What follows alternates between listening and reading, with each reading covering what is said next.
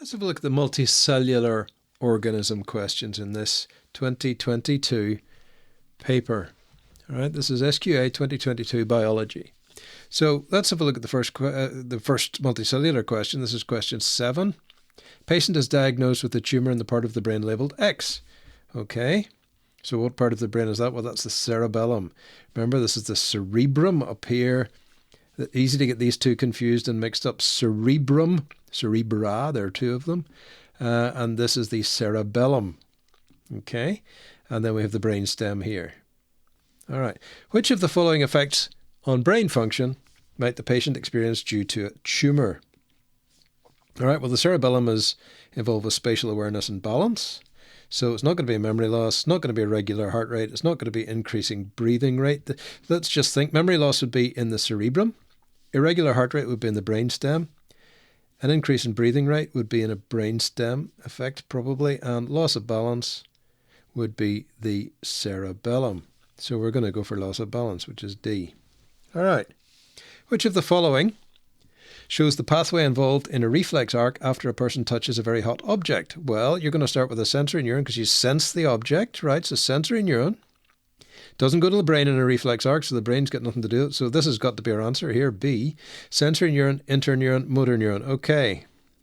I've got relay neuron stuck in my head for this. I must go and correct my teaching with my students because I keep teaching them it's relay neuron. I don't know if I get away with it or not.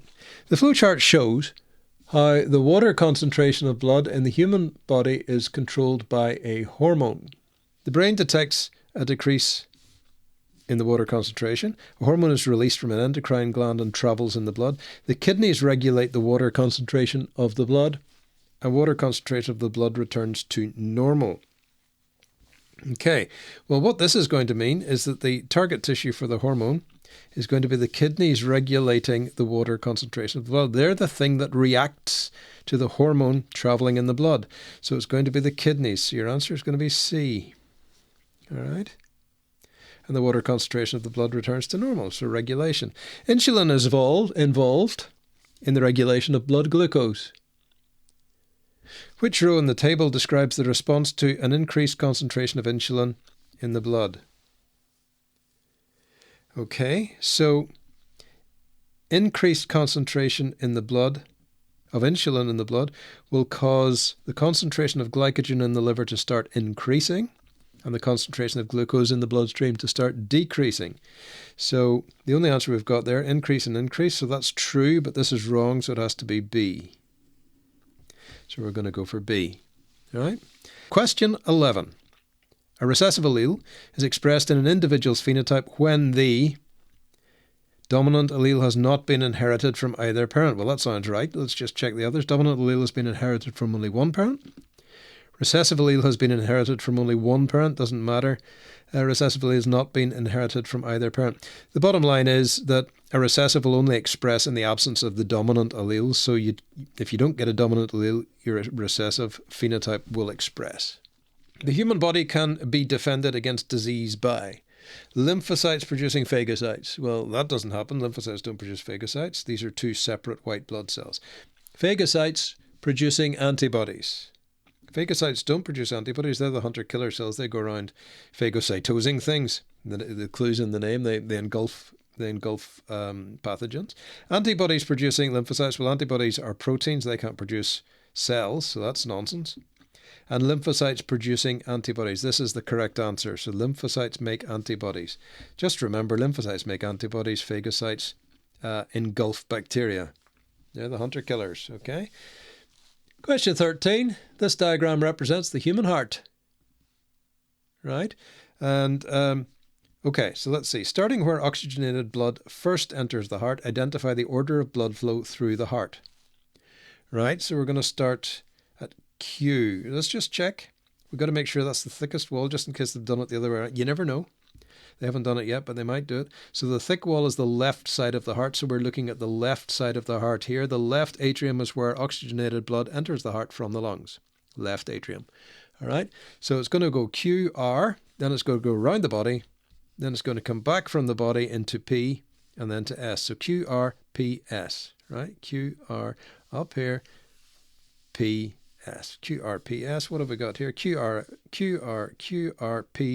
That's us. C. We like it. Okay. Just ignore the others. Get your order right up here, and then find it down here. All right. A heart attack can be caused by a blockage to a blood vessel that supplies the heart tissue with oxygen. Oh, they love this question. They love this artery. In which blood vessel does this blockage occur? They love this artery. Make sure you learn about the coronary artery, because it supplies the heart tissue with oxygen. They always ask this question. There's always something about the coronary artery in every exam that I've seen from SQA. There's somebody who's obsessed with it there in the people who write the questions. All right. Question 15. The diagrams represent cross-sections of 3 types of blood vessel. Okay. This one has thinner muscle and a valve. This one has maybe a smaller lumen. There's not really much difference there, but in fact, these are not to scale, I think. That's the bottom line, because that cannot possibly be the same size as that. But anyway, so what we're looking at here is the walls of the vessels in order to tell them apart. This one has valves, so it must be a vein. Only veins have valves. Veins have valves. Veins have valves, right? Remember that. And the heart. Veins in the heart have valves. Okay, so that's a vein. This one being large structured, no valves, but a thicker muscle wall, has to be an artery. And this guy with just cells is a capillary. So we're going to go vein, artery, capillary. Let's see what we've got. Vein, artery, capillary. There it is. Question B. Right? So again, just sort your mind out up here. Vein, artery, capillary, and then make sure you find it down in the answers. All right? Question 16. Nutrients from food are absorbed into the villi in the small intestine. Which of the following statements is correct? Okay, we've got to sort this out. Glucose and fatty acids are absorbed into the lacteals. Well, fatty acids are certainly absorbed into the lacteals, but glucose is absorbed into the blood. Right. Glucose and amino acids are absorbed into the capillaries. That's true. Let's just check the others in case.